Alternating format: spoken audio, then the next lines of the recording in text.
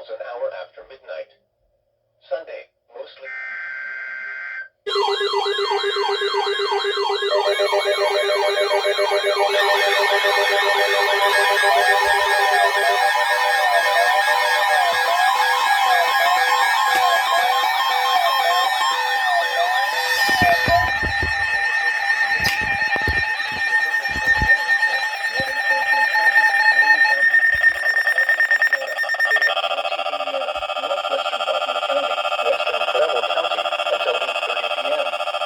At 7:46 p.m., a severe thunderstorm was located near Rushville, moving east at 55 miles an hour.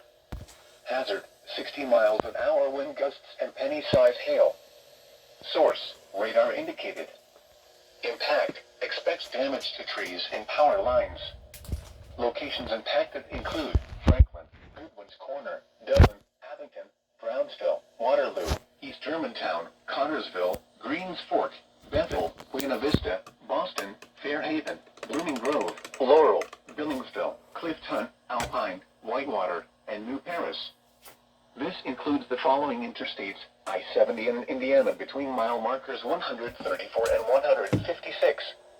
I-70 in Ohio between mile markers 0 and 1.